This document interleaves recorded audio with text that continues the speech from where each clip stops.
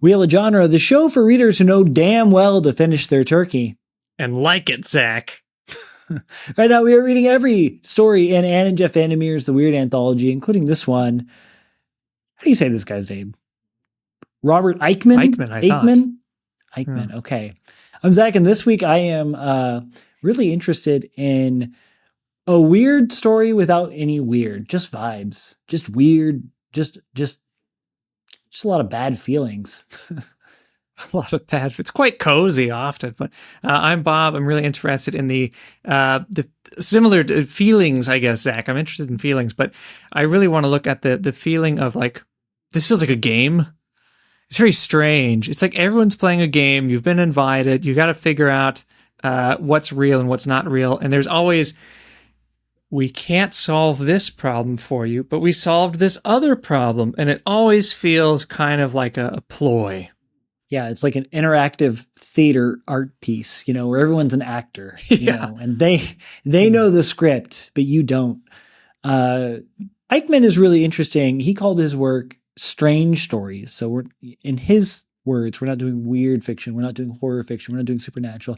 They're just strange stories. And for him, he likes ambiguity and uncomfortable social ritual much more than he likes, you know, jump scares, for example. But there's a certain real uncanniness about his stories. I think that flows through all of them. For me, as I was reading this, my reference point was probably Shirley Jackson. Maybe other people have found different touchstones. So the Hospice, this is a classic. I mean, we've run into stories like this before. It feels classic, where you're running out of gas. You know, you're out late at night. You're driving. You're doing a long drive, and you need to find a safe place to stay for a while. Or you know, you're wandering around. You need to find a safe place to stay for a while. And so that is what's happening to Mayberry here. He's running out of gas. He goes. Everything's quite dark. He can't really see what these houses look like, but it's almost like he's just passing facades. Like he sees the gates in front of all these nice houses, but he can't quite see the facades of the houses. And that is a little bit troubling, I think. But eventually he finds this nice hospice. He goes in and it doesn't look like much on the outside, but when he goes in, it's absolutely gorgeous. Like all the furniture looks extremely expensive. It's all upholstered. The carpet is wall to wall and it looks all very, very ritzy. But when he gets in, he has some strange things have happened to him. On his way in, he was attacked by a cat, maybe a demon. But anyway, he gets into this hospice and then things just don't seem right at all. But everyone is acting like it's a great place and it's all really wonderful. That's why it feels like a classic horror movie. You enter into a kind of community and everyone's saying, welcome, you're going to fit right in. But right away, something is fishy. And you just see little cracks in this whole object. I was going to say facade again, but you see cracks and you start to explore them. But whenever you get a little bit further, someone comes out and explains it to you. And like, oh no, there's nothing wrong here. But then you find another crack somewhere else. So a big thing for me that was a real point of confusion for me, and I have to assume it is for several other people who read this. I thought a hospice only meant a place that provides care for people who are dying, who are close to death. Actually, a hospice also means a place where travelers can stay, like a traveler lodge. And it's also like an inn kept by people in a religious organization. I had no idea. So imagine my confusion. And now that I've said that, do you think that confusion might be intentional, considering everything that happens, the thrust of this story? I hate to jump straight into conspiracy theories on what happened here, but the thrust of the story is he gets attacked by a cat. Possibly, he's worried about gangrene, about his limb falling off, something. He doesn't care for it all. He gets locked up in this hospice. Everyone starts acting weird. And then he goes out in a hearse or an ambulance. Yeah, it's so, the story is so death adjacent that I almost have to wonder if the double entendre of hospice is actually like quite intentional, Yeah, everyone seems to, there are little hints that everyone is dead. I don't think that's exactly what's going on. I think it's just some weird, like they're otherworldly beings. Maybe they are ghosts. It's really hard to tell. But the hearse is great. They say, "Oh, we really can't get you out of here. We don't have a phone. We don't have any gasoline. Sorry, we lied. We thought we had petrol, but it really is diesel." There's all of these little things. But eventually, in the morning, this would be a weird way to wake up in the morning, but I'm sorry, the hospice has just had a death. But it's been like a hostel the whole time. And he says, "We don't like telling anyone who lives here. We're going to send you out in this hearse." So yeah, he actually leaves in a hearse back in the next to the coffin, because the two drivers are like, "There's not room up here. You have to be back here." And the last words they say to him when they drop him off at the bus stop is like, "Yeah, shouldn't have to wait very long." That's the end of the story. Yeah. He's going to get back on a bus and go, yeah.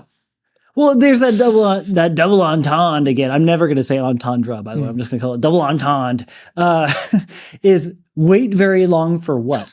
Like the implication of a bus stop being, a bus will come pick you up. But like, think about it,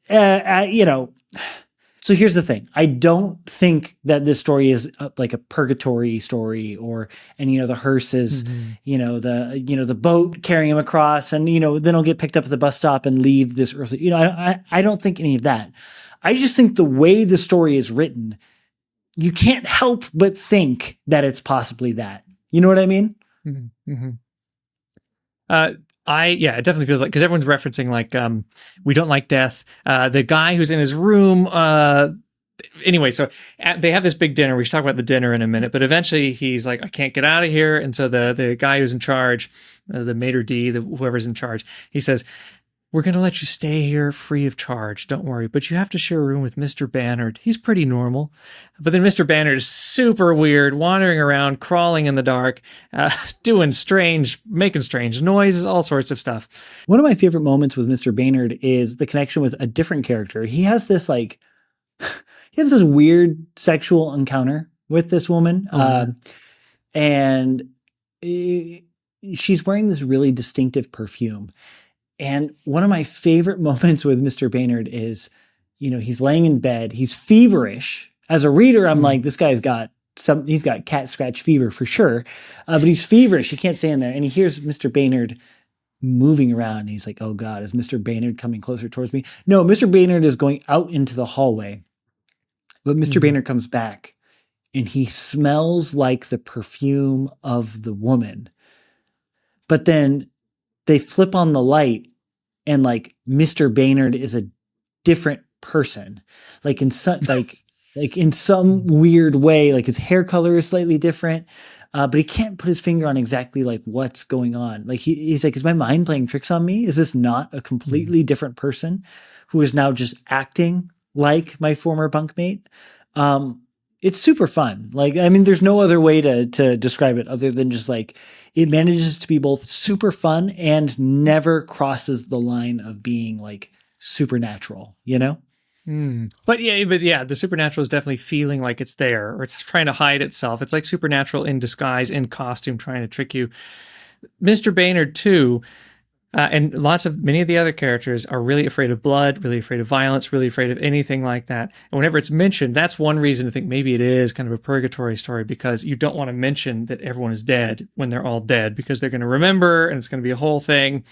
But I think one of the most interesting things is how interested Mr. Bannard is in Maybury, like to the point where he doesn't seem human, because he keeps asking him questions about like normal human things.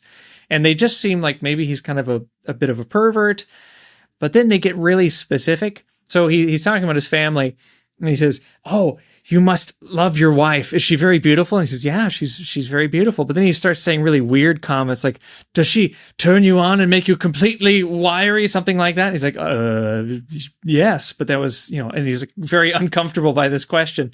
And then he keeps asking him questions about, just what his life is like. And eventually it gets on to family, and he's like, "Oh, do you have children?" And then he says things that sound like a weird, almost like those, not Algernon Blackwood, but the other Lord Dunsany, the Knowles. It sounds like a question a Knoll would ask if Knowles asked questions. They say, loves old sweet songs, still sings to you. He says, yes, I love my wife. And then he says, we have our children to consider too. And he says, oh, how old is your son? He says, nearly 16. What color are his hair and eyes? Really, I'm not sure. No particular color. He's not a baby, you know. Are his hands still soft? He's like, I shouldn't think so. Do you love your son then? In his own way, yes, of course. It's all really uncomfortable. And eventually he's like, Mr. Baynard, I need to go to sleep. This is strange. But Mr. Baynard feels like someone who is, yes, it's creepy, but it also feels like he really wants to know what humans do. That was the impression that I got, is that these people are something else in disguises, in costumes that are people-like, but they get a human in their midst and they're like, oh, I got to ask some questions. It's like that, the ending of every Scooby-Doo episode where they have like a ghost or a monster and they take off it. Yeah. But instead this one, it's a human head and they take it off and it's a ghost underneath. I read a really interesting take on this from Reactor magazine, which in my mind kind of framed it, like what they said, framed it almost like a British comedy of manners type thing. They said, this is a story about the, quote, absurd and horrifying lengths one man will go to avoid inconvenience while trying to extricate himself from a surreal boarding house. I thought that was fantastic. To avoid I mean, it's well, like everything that happens didn't have to happen if he had just walked out the front door. If he had just said, no, I'm not doing this, you know? He was free to leave. He was truly free to leave at any moment. And yet, because everyone else is kind of presenting the options to him, oh, you have to finish your turkey. Oh, you stay here. Oh, you do this, and he never once is like, no, I'm I'm not doing that. He never once, tries to call it a taxi. Yeah. I mean, they probably would have told him they did tell him there's no phone, but you get what I'm saying? Mm-hmm. Like, the fact that like, he's just being told by other people things that he can't do until he finds himself into this strange and stranger series of moments, is really like the beating heart of what's going on here. I think it's so realistic. If I'm in that same situation, people keep telling me things. I'm saying, yeah, that seems normal. I mean, even when she throws down the big bowl of soup, there's waiters and waitresses who all kind of have these strange uniforms and they're almost being force-fed, but not really being force-fed. They're just like, why aren't you eating your turkey? What's wrong with the turkey? And it's like, I could not eat another bite. She just takes it up, boom, bangs the whole thing of soup and it goes flying everywhere. I think I would still stay even at that point. As absurd as that is, I'd be like, oh, I must have said something wrong. I hope I can smooth things over now. When he wants to get out, they're like, oh, it's dark, it's dangerous. You probably won't get a car. I'm sorry, we don't have a phone. We don't want to disturb people, so we don't have phones. I will totally believe that. This reminds me too, when we went traveling together, Zach, and we climbed a whole mountain, getting there at 4 p.m. and we got up there at like 11 p.m. when it was completely dark. So we hiked for about 3 hours in total darkness. And then we planned to go to this hotel. The hotel was closed. We went to another place and they said, well, we're fully booked. This whole family outside and they say, we're fully booked. And I can remember this kid with this light and it was like they were catching the light. They say, we're fully booked. But actually, there seems to be something in the back. Follow us. And we go through this weird kind of labyrinth. And then they have to pull out these beds and like the window is open. There's cobwebs everywhere in every single corner. They're like, yeah, this will do just fine. But the mattresses were just black mold everywhere. Yeah. We were like, I lifted the blanket and it went... I'm peeling off of the mat. I just turned around. I was like, did you pay them yet? Do not pay them. We have to go now. This was the conversation. Sean. Yeah. Oh, there it is. Yeah, this was where was this? This was Sean in Sichuan province. And I had just finished reading Journey to the West, which featured the pig in there. He was like a hotel keeper, and then people would come and travel. Like when they first meet the pig, anyone who stops at his little hotel, his house hotel, he would just butcher them and cannibalize them. that was like forefront on my mind. Forefront. It's like, we got to get out of here. But I remember the conversation between the four of us, and it feels very much like this story where you're like, well, I mean, they pulled out these beds. It's very nice, and it's just black mold. It's not going to hurt you that bad. There's so many reasonable things, or so many like things that you should be red flags. But it's just like, there's all of these answers right there for you. It's like, oh, it's not that bad. Oh, we'll dry it out a little bit. Oh, it's normal to just catch light and be able to manipulate a whole lantern like you're moving your hand through the metal. That's normal. But there are all of these signals, and I feel like that's the same thing happening to Mayberry. Even when he meets, he kind of feels for the guy who's crawling around in the middle of the dark, unsure of who he is, and he doesn't want to be rude. He's asking these questions. He doesn't know how to be rude and say no to these questions until eventually he's like, look, I got to get to sleep. And then without any word, he just turns around and goes back to me and says, oh God, I feel like I really offended him. I feel like this is a very realistic story for anybody. You get in a situation like that and you're like, okay. Yeah.